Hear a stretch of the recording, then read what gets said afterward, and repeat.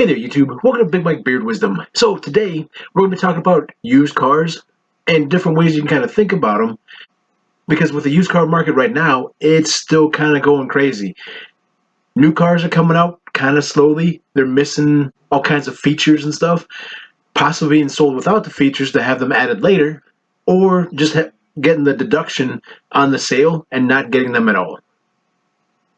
So the used car market is doing really, really good in that the prices are up pretty good, but you're not necessarily getting a good product that you're buying. So real quick, we'll get into why I bought the Gambler, the thought processes going before I bought the Gambler, and the plan for the Gambler going forward. In case you want to learn a little bit more about the Gambler, I've been doing a bunch of stuff on it. So a bunch of these here have all been the Gambler videos. And then all the way down here at the bottom, if you go all the way to the right, it's got the Gambler playlist. And the reason that I bought it was I was looking for a car that was about $2,000 that I could do some videos on, fixing them up, highlighting some new products or some interesting products, while also talking about how I kind of like to recondition cars. And mostly I was looking for like a GM product, but I ran into this car and kind of immediately liked it. So it was one of those things where I'm like, I think I'm going to run with this one. So I definitely recommend, before you happen to purchase a vehicle, do a little bit of research. One of the first things I would do, once you find a vehicle that you think you kind of like, be it on like a Facebook or Craigslist or cars.com, something like that, go ahead and look at the Blue Book value of the car. The two sites I'd recommend are Kelley Blue Book as well as NADA, and these are pretty decent sites. They function a little bit differently, like in the how you select things and the different options it'll give you. Kelley Blue Book is kind of cool because it's more geared toward the consumer, so if you want to see a whole bunch of stuff. NADA, on the other side, is used by banks as well as insurance companies frequently in order to come up with a value. So should you happen to, say, wreck your car or something like that, NADA might be the guy they go with in order to figure out what the value of your car was when it was totaled in order to pay you out. So real quick, I'll just price this out. So I've got the 2003 Acura TL and then a zip code of a city nearby. Kelley Blue Book has a bunch of information you can kind of go from here. So you got different cars for sale, photos, specs and features, safety and styles, but we're looking for prices. And then you want to make sure that you've got the correct mileage, because that's a big one. Gambler's got a lot on it. So almost 300,000 to 285,000. And it's a 3.2 Type S. Then you can select options if you want. I'm just going to pick a couple of the quick ones and move on. Then you can select the price type. This is a big deal because there's a huge difference. Buying from a dealer, the car's expected to be somewhat fixed. So it's based on good condition or better, has some repairable cosmetic defects, and is free of major mechanical problems. So you're thinking this should be a really good car that doesn't have any mechanical issues, any kind of maintenance issues have been fixed, and the car should be easily drivable, but maybe it's got a few dents and dings there.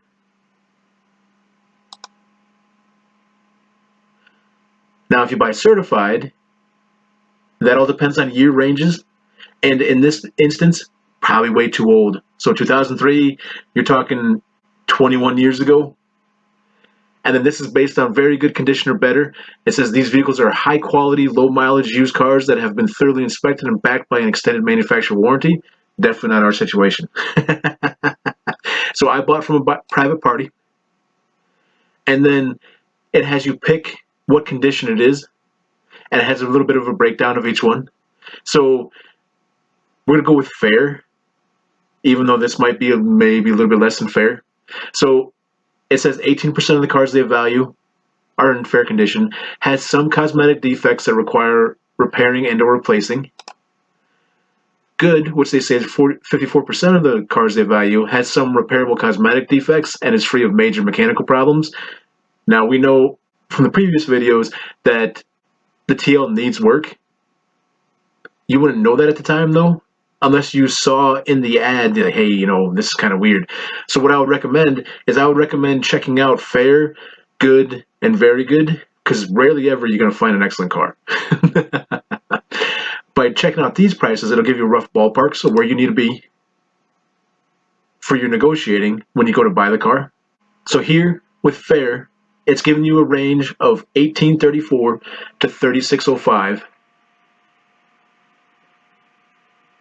with a middle value of 2,720. So for me, I bought the car at $1,800, which is a little bit under here, but I also know that the car is not quite fair. The car is probably leaning a little bit more towards poor. It doesn't really give you a breakdown of any kind of info as far as the prices go, so why it is where it's at. But the handy thing is that right down here, you can flip it from just fair to say good. And then that's a big jump. So instead of 18, now you're looking at 2,200. And then the top end's gone to 4,200. Going to very good, not as big of a jump. So 2,500 to 4,800. And then excellent, 27 to 52. So it's one of those things where it's pretty interesting to look at. Now, if you were to do from a dealer, you'd be expecting to pay somewhere between 3,400 to 4,800, and it looks like right now they got it priced kind of high, so it's probably selling from dealers at the high range. Then, if you really kind of wanted to cry a little bit, we check out the trade-in value.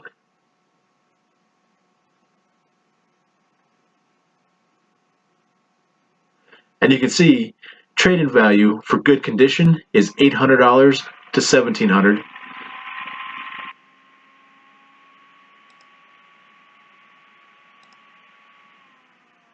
And then for fair, it's $600 to $1,300. So trade-in really hurts. And that was off of Kelley Blue Book. Now we pop in a NADA real quick.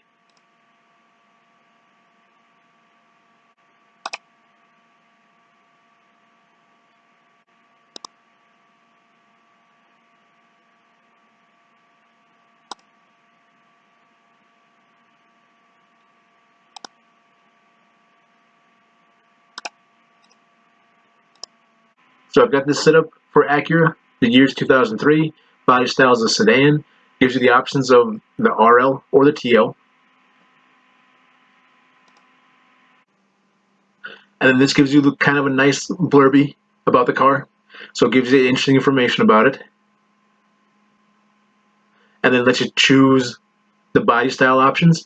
A little bit more body style options than, say, Kelley Blue Book had. But it doesn't let you choose all the options like Kelley Blue Book did. So for this one, we're going to do the sedan 4-door Type S. Then we'll go with that same local town for zip code. Then we'll go ahead and we'll enter in the mileage. So 285,000. This one doesn't give you any kind of options to select from.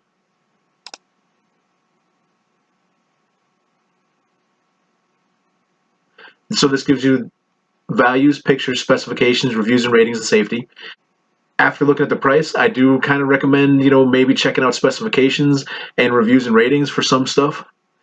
But just like any other reviews and ratings, who knows if you can believe the people that are actually talking about it.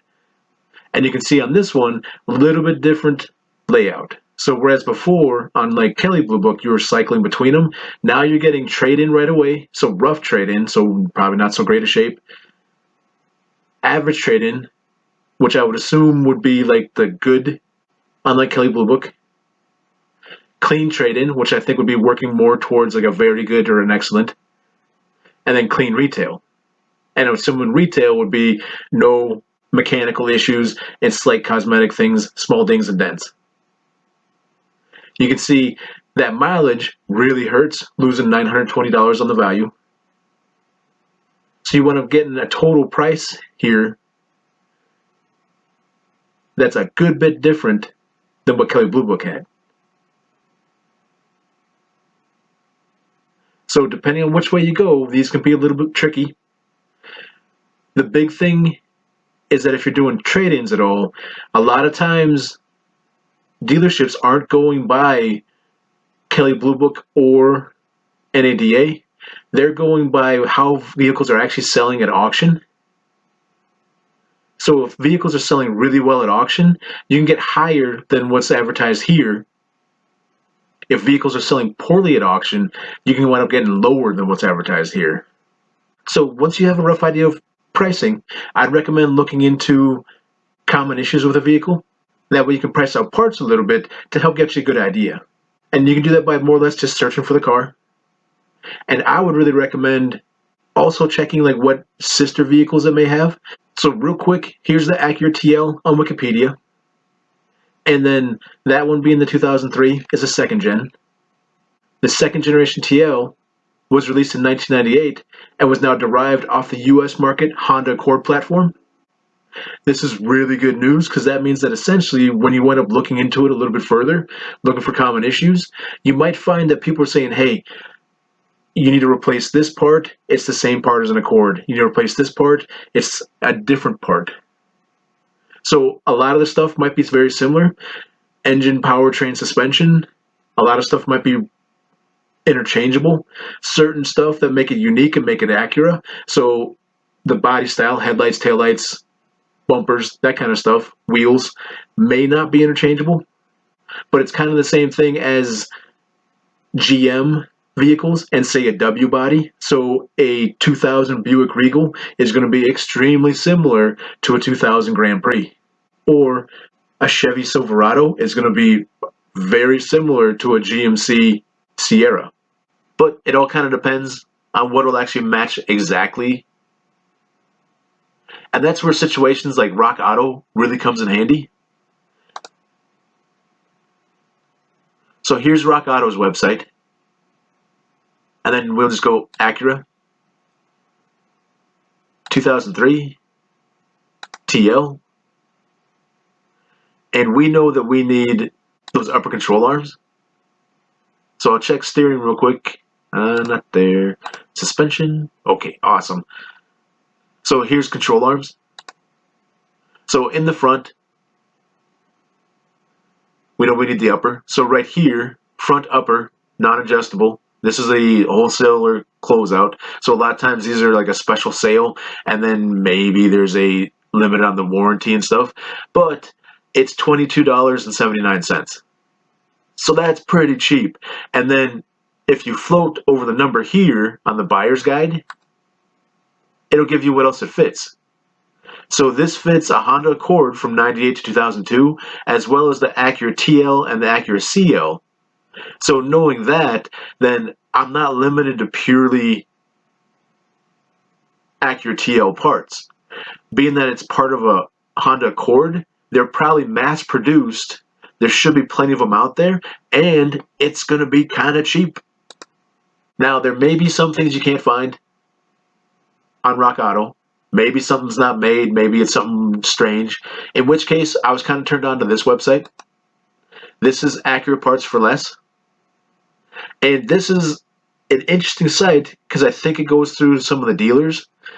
But real quick, let's just look at what the control arms would have cost. And it takes a little bit of fuzzy logic for you to navigate. So I've got the 2003 Acura TL entered in here. I clicked on chassis, and then from here it kind of takes you to sections. So like there's front lower control arm, knuckle, rear lower control arm. So what I'm going to go is with knuckle on here to see if we can't find this piece here. So this is the front upper control arms. And here, so the right front upper and left front upper. And if you remember, on Rock Auto, these were a little bit cheaper. So you can take this with a grain of salt. I don't know if these ever go on sale. And then again, I don't know if Rock Auto ever sells out, but you can see this is a pretty substantially more expensive price. But I definitely think this Accurate Parts for Less is an interesting site because there's stuff here. So, like, let's say you needed the nut or you needed the cotter pin or the bolt that these use, which is no joke up here because in Minnesota, when stuff rusts out, there's times you're cutting things out, and then now you're like, okay, what kind of bolt was that? And if you're able to buy the correct bolt, you're way better off. So, like this one here, that bolt's whatever this is, and it's $1.82, which that's an awesome deal compared to trying to take cut off pieces or a drilled out bolt or something like that to a hardware store being like, hey, do you think this will work? Does this work? This is peace of mind that you're paying for right here. That's super cheap, and that's awesome. So, if you're looking at buying a car that's new to you, and you're either looking to flip the car, or part the car out, or fix up the car to be a daily driver, I definitely recommend checking out those pricing websites, getting a value for it. That way you go, okay, what do I want to do with the car? What makes sense?